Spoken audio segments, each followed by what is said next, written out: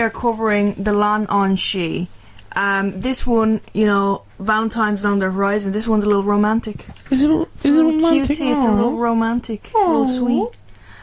It's been said that the people of Ireland are gifted in poetry, music, writing and the arts, and many have visited just to admire these works. In the darkest hours of night, poets whisper to the Leannan Sidhe, hoping for an answer. So the Leannan Sidhe, that's a little epilogue. Epilogue. The Leannan Sidhe is epilogue not after? That's a little prologue. The Leannan Sidhe is a figure from Irish folklore. She has never been properly described. She is said to be a beautiful woman of the East Sidhe, people of the Freemounts, who takes a human lover. Yeah. So she's never been properly described. They're just like, she's the most beautiful woman I ever saw, but they're never like totally specific about it.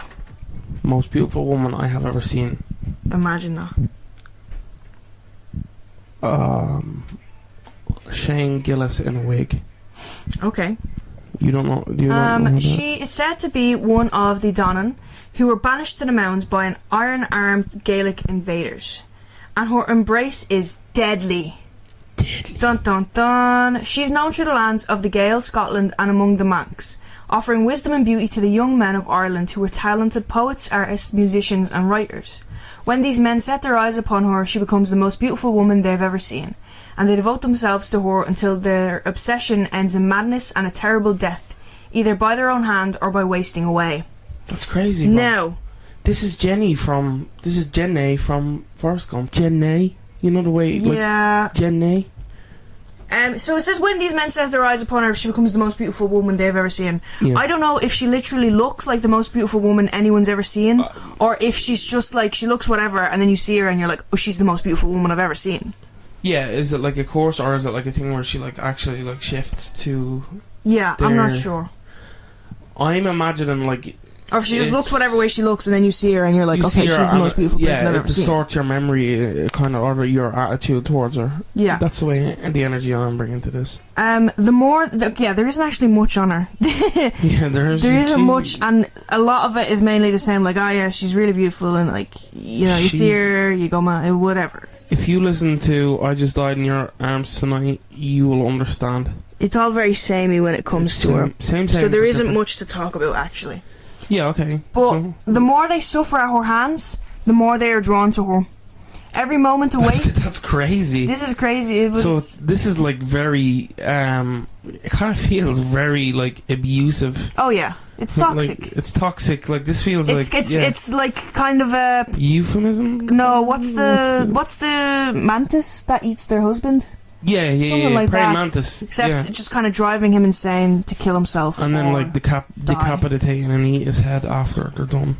Every moment awake they spend searching for her, unable to eat or sleep until she graces them once again with her presence, and their shaking pens write all the more magnificently. Magnificently? Why are you struggling? Magnificently? I'm just struggling with my words today. To them she becomes desire itself, a pathway to strange realms almost beyond the imagination. So she also like inspires them to write. She becomes like their muse. Yeah, the muse. So they like seek her. They're like, oh, I can't write without you. I can't like make my stuff without you. How can I can't even like live without you, bro. Yeah. Lovers of the Leannan Sidhe are said to live brief, though highly inspired lives. It's a trade-off. You become like a really famous poet. So really great work. But you die. Here's how you counter this, right? And this is where, like, you know who was all the better for this? Oscar Wilde. Is Oscar Wilde the Irish chap? Okay. He was gay, and also a great writer. So he didn't need. Oscar Wilde was a great writer. No, we're gonna get into this. Oh, yeah, but what I'm saying is, like, she had. I believe. I was gonna say cake and have it too, but then you said she isn't always a woman. All right, well, I forget I said anything. Oh wait, there is at least one reference to a male Leannan Sidhe troubling a mortal woman, so it's not always like. I'll go fuck myself. She isn't like. She's there to like make people. Yeah, she's not like. It's like a. She's not constrained by that kind of stuff. She doesn't care about gender or anything. She's just like, I want someone to find me fit and then kill themselves. Well, what is the thing? Is it clownfish? Are like they're all male and then I can't remember the word for it. Is it asexual? You know, they shift their gender. Yeah, well, I don't know. I don't think she actually cares about the No, but that's what I'm saying. But that's what clownfish will do. It doesn't matter unless, depending on the group of things and what they need in that hierarchy, they will change to female or male. Lovers of the Leannan Sidhe are said to live brief, though the name comes from Gaelic words for a sweetheart or lover, and a term for inhabitants of fairy mounds. While the Leannan Sidhe is most often depicted as a female fairy, there's at least one reference to a male Leannan Sidhe troubling a woman. Okay. So it exists. A version of the myth was popularised during the Celtic revival in the late 19th century. The Leannan Sidhe is mentioned by Jane Whittle, writing as Spirans in her 1887 Ancient Legends, Mystic Charms and Superstitions of Ireland. W.B. Yeats popularised his own newly ancient version of the Leannan Sidhe, emphasising the spirit's almost vampiric tendencies. I'm thinking, like, now I'm going through the list of, It's like, also Irish... It's also given Dark Dua. Yeah.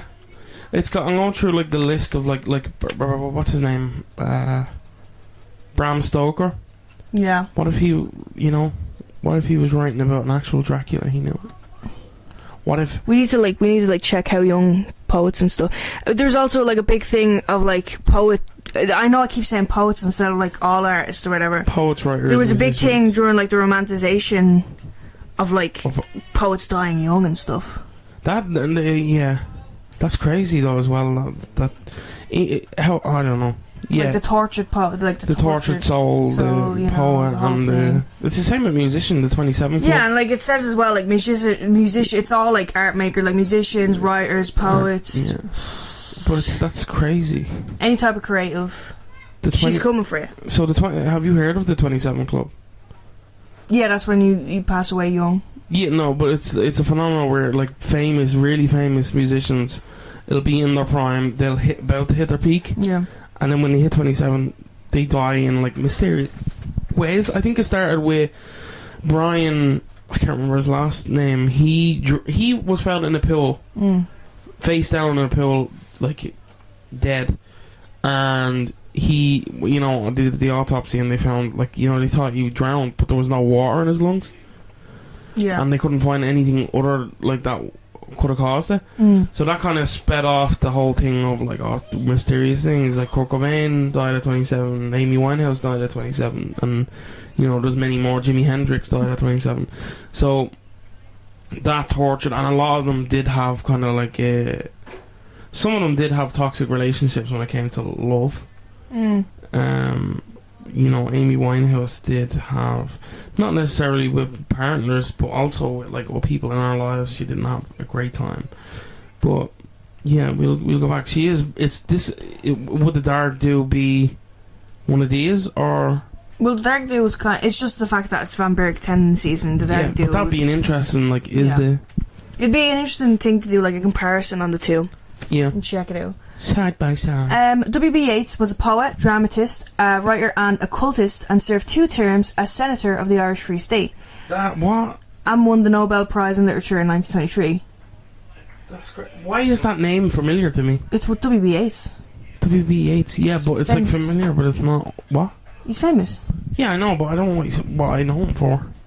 Probably just like in school and stuff. Yeah, probably. He's known as one of the driving forces behind the Irish literary revival during the late 19th and early 20th centuries, and he's directly responsible for many Irish stories and folklore making it out into the broader world. As he imagined it, the Leannan Sidhe is depicted as a beautiful muse who offers inspiration to an artist in exchange for the love and devotion, although the supernatural affair leads to madness and eventual death for the artist. Yeats published a book in 1892 titled Fairy and Folktales, with a brief description. The Leannan Sidhe, fairy mistress, seeks the love of mortals. If they refuse, she must be their slave. If they consent, they are whores, and can only escape by finding another to take their place.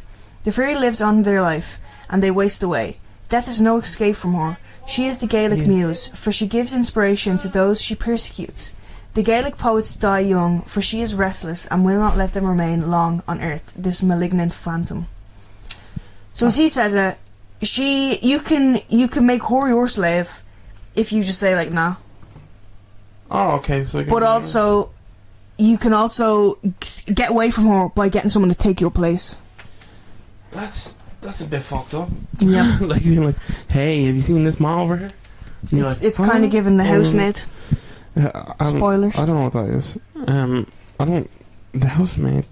Is that the one where, like... The movie with Sydney Sweeney? Oh no, I thought it was the one... I'm thinking of Call the Midwife. Is that the one? Where it's like giving birth to, like, each episode is like a different child. I don't know. I think it is, but that's what I was thinking of, and now I realise Housemaid doesn't do that. His description of the Leannan Sidhe and many other tales are either accurate, controversial, or riddled with problems. He wasn't the first to mention this type of Irish muse by the name, though. A few years before, in 1887, there was another publication with an entry. Jane Wilde wrote about poet inspiration, Odin the Poetess, in ancient legends, mystic charms, and superstitions of Ireland. Wilde's entry is more of a story than a description, and it doesn't really touch on the darker aspects mentioned by Yeats. As far as the price or the deal the Leannan Sidhe requires for her inspiration, the only people to know for sure are probably those who've taken it. W.B. Yeats himself lived an inspired life like one would expect of a person with their own Leannan Sidhe, yet he lived until the age of 73. So, unless... he swapped places. So people were like, "Oh, he was affected by the Leannan." No, they were saying like he lived a life. He was really like you would inspired life. Expect it of him. Like that's the one. If he was after one, you would expect it to be okay. It's probably safe to say he didn't cut a deal, but who knows? Especially with all of his knowledge on Irish folklore and fairies. One source claims that she will only appear to a man of Malaysian blood, and some have speculated that she desires to eternally torment the descendants of the race that drove whores beneath the fairy hill. She may have been a servant of Queen Anya, who made her abode in Knockany, or Knockany as it is known today in County Limerick. One tale claims that Queen Anya was the most famous Leannan Sidhe in Ireland. She was regarded in Westminster as a sun goddess of fertility, love and sovereignty in the Iron Age.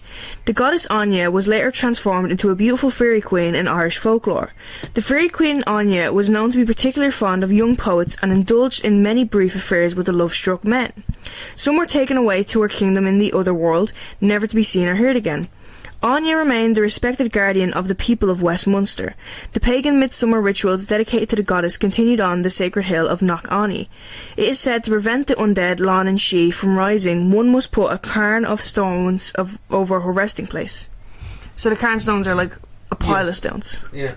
So cairn stones are individual stones placed as part of a cairn, which is a human-made pile or stack of stones intentionally arranged for a specific purpose. The term comes from the Scottish Gaelic cairn, meaning heap of stones. This practice is symbolic. There is no single myth that mandates it, but several overlapping folklore functions that explain why this could work. And you know who else did this? The Dark Dua. We gotta look into that. In Celtic tradition, stones, especially stones piled up, served to impose order on the places associated with the East Sidhe, the fairy folk. A cairn signifies that a site has been acknowledged and bounded. In the case of a Leannan Sidhe, whose influence is dangerous, the cairn functions as a symbolic containment. Fairy folk are very sensitive to recognition and respect. Leaving stones is a minimal but meaningful offering, which signals to any passerbys the presence and power of the being associated with the site. This reduces the risk of offence. Stone had long been regarded in the Celtic belief as stabilising and enduring. A cairn can symbolically anchor a spirit, helping to prevent her influence from wandering or reasserting itself in unpredictable ways. Some might take the deal, but this is the deal between the Leannan Sidhe and the... would you take it? The deal? Live a short life, very inspired life. Here's the thing, I don't care. Beautiful woman. But I don't get the beautiful woman. Yeah, but you'd see her, you'd be like, she's the most beautiful woman ever, I have to be with her. So it's kind of like, the second you see her, you're so I only really, all I'm gaining out of that is I get to see her, I get to pine over her, I get to write about or sing about how much I pine over her. It's, I don't, no thank you. No, thank you. Some might take that deal, knowing full well what it means, but the Leannan Sidhe is a type of fairy creature from Irish folklore, and anyone who knows anything about Irish folklore knows that none are to be trifled with. I will not be trifled with. I shall not be trifled with. Legend says that even death itself is no release from her embrace, for she brings these tormented souls back to the other world, where they sing for her forever. So you can't escape. One source claims that when the men would die, the Leannan Sidhe, back to her lair, sometimes she sucks the blood of her victims. But rather than directly suck the blood of her victims, the Leannan Sidhe got creative and collected their blood in a giant red cauldron, which was the source of her beauty and artistic inspiration. That's creepy because That's- there's a figure who used to. Yeah. Isn't there a figure that inspired? I think one of the brides of. I think Vlad the Impaler's wife used to bathe in the blood of. That was kind of... A lot of people have been said to do that. Like I mentioned in the Sonny Bean episode, we Irish people were claimed to have done that. And then there was also Elizabeth Bathory was claimed to have done that. Yeah. But that's crazy, though, to think about. Like, the whole thing of, like, bathing in blood.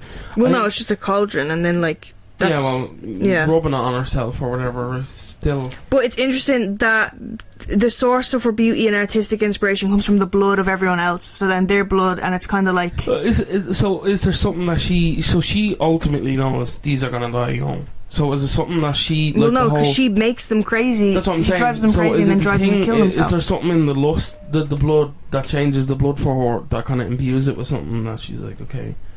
Because otherwise, why wouldn't you just go out and take it? That's just her thing. No, but that's what I'm saying. I'm saying, imagine, Mel, have a little... There is a 2017 horror movie called Muse, written and directed by John Bohr. Features the Leannan Sidhe... Yeah, this is just the only, like... modern thing I can Modern find thing about on the her. Leannan Sidhe, yeah.